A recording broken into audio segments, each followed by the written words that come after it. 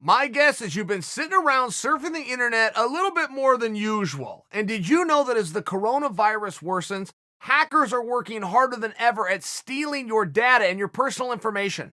Are you sure your identity and browsing history are protected? Guys, I have been using NordVPN for the past few years because it allows me to safely browse the internet without being traced.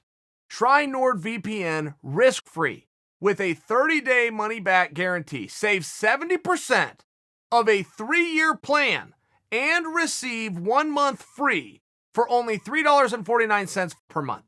Go to nordvpn.org/Sonnen or click on the link in the description to get this special deal.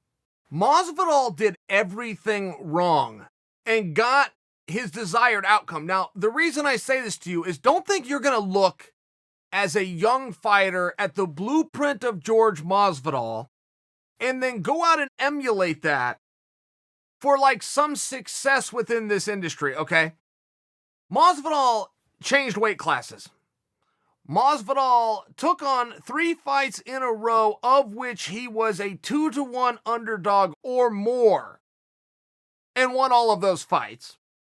Masvidal held out publicly. Masvidal negotiated publicly. All things that are wrong.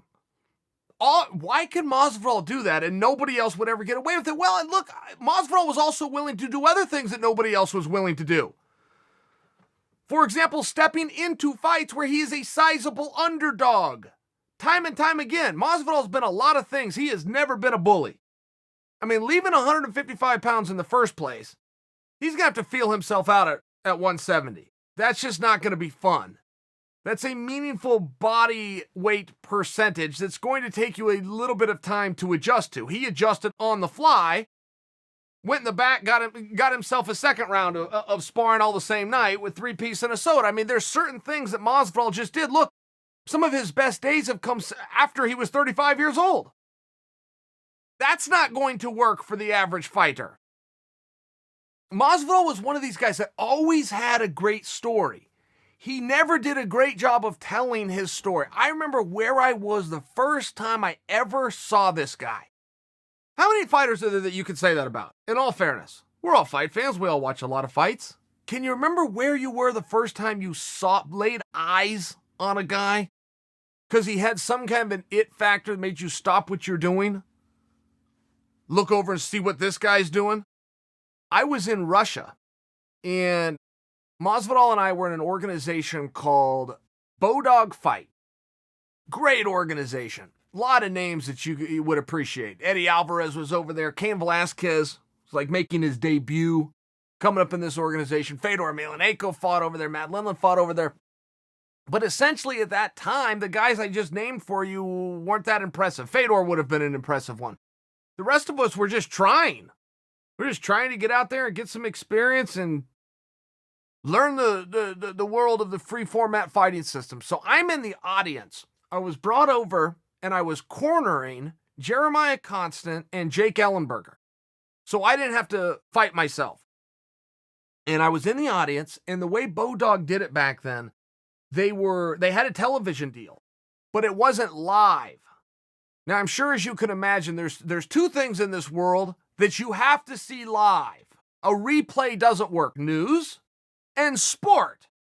So Bodog, because it had a TV deal, but it wasn't a live TV deal, managed the audience, and they controlled the audience. So really the only ones that got to come, you couldn't buy a ticket to come, by example. All of us would sign things saying we're not going to reveal the results, and essentially you were either one of the fighters or with one of the fighters' camps, and that was all that was going to get to see this event. So Masvidal was 21 years old, and he's getting ready to take on Steve Berger. And Steve Berger was a UFC vet, which at that time, if you could go on the regional circuit and just have UFC vet next to your name on a poster, you were going to go co-main or main event every little show that you wanted to do. So we all know who Berger is. Berger's been through the UFC. Berger's tougher than hell. Berger's in the ring waiting for Masvidal.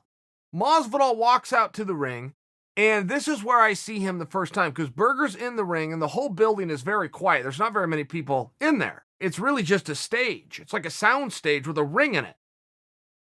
And Masvidal gets to what you would know as like the check-in, the Harley Davidson check-in era, where they're putting the Vaseline on him, checking for cup, checking for mouthpiece. And he starts yelling at Berger. Berger's in the ring waiting for him, looking at him, and Masvidal's yelling something to him. And I can't hear what he's saying, but he's putting the word to a UFC veteran.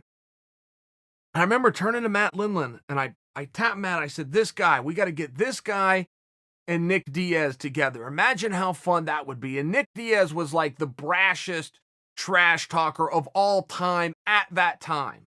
Except possibly this new 21-year-old Cuban kid named Jorge Masvidal, who I'm just meeting.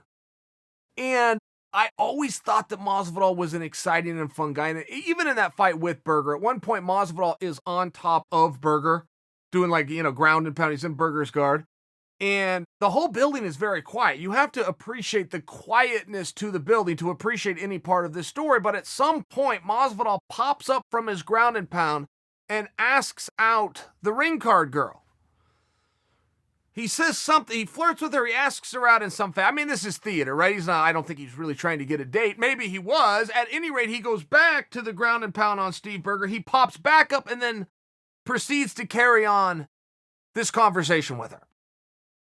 I remember more of the antics that were Jorge Masvidal in this night of fighting than I do of the fight.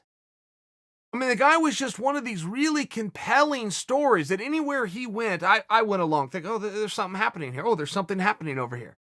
Then when he got into the UFC, it was almost like this slow burn, and he was one of the guys that I would look at, I can't figure out what's taking this guy so long. This guy is really interesting when he tells his story. This guy's not doing a great job of telling his story. And it wasn't just that he was fighting or that he was winning. It was how he was winning. I mean, walking into these fights at a different weight class where he's a 2-1 dog in a best case scenario, having the big dramatic finish of Ben Askren, by example, having the run-in with Leon in the back, having these types of moments, of going to the Mecca, going to Madison Square Garden, growing the hair out, wearing the cool shirts, putting the hands of stone in his corner. I mean, there was a lot of things that happened to help to tell the Masvidal story, and I'm only offering that to you because if you think that Masvidal somehow got some special treatment, you better go back and read the fine print.